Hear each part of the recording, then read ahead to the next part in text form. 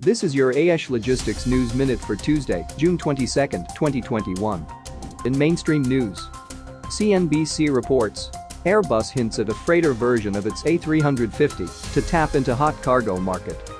Airbus is weighing the development of a freighter version of its wide-body A350 aircraft, the European manufacturer's chief commercial officer said Tuesday, a move that could take on rival Boeing in the air cargo market. The air freight market has been a bright spot during the COVID pandemic.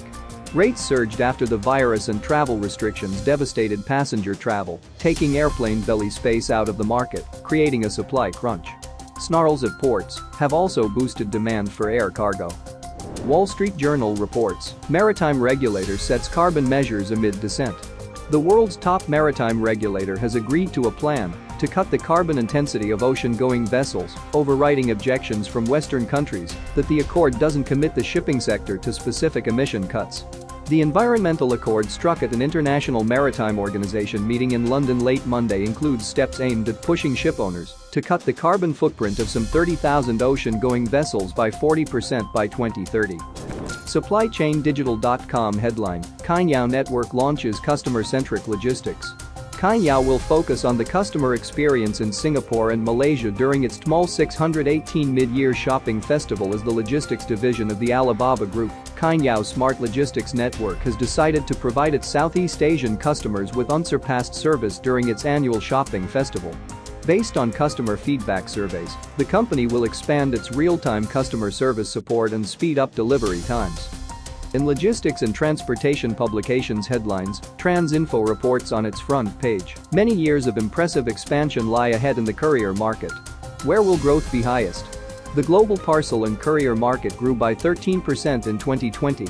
The market for domestic and international parcels grew dynamically by 13.2%, 12.5% respectively. Although the first wave of the pandemic resulted in a breakdown of the B2B parcel market, the real explosion of e-commerce, according to eMarketer, the global e-commerce market grew by over 27% in 2020, meant that B2C parcels not only closed the gap after the collapse of this sector, but actually led to record market growth. In another headlines of Transinfo, will global tax on corporations end this widespread negative phenomenon in sea transport? Last week the finance ministers of the world's 7 largest economies met in London and agreed to support the idea of taxing multinational corporations at a minimum rate of SIT. The G7 countries have agreed to introduce a global tax on the largest corporations at a minimum rate of at least 15% on income. In addition, corporations are to be taxed in places where they conduct sales and operations. This is quite significant news for the sea transport sector. TTNews.com headline, transportation companies prepare for hurricane season. Summer means the start of hurricane season in the Atlantic Ocean, and many of the world's biggest transportation companies are taking steps to prepare for what some forecasters say could once again be above-average activity along the Atlantic coast and the Gulf of Mexico. Amazon.com Incorporated is taking steps to be ready. The online retailer has opened the first of its fulfillment centers in Atlanta that has been designated as a staging facility for hurricane-related supplies. Inbound Logistics reports, hailing robotaxis for delivery.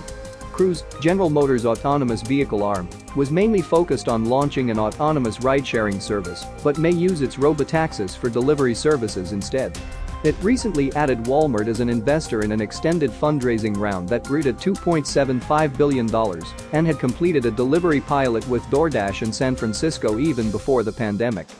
Logistics Manager headline, Ferguson's Transport expands partnership with Universal Wolf following COVID-19 support campaign.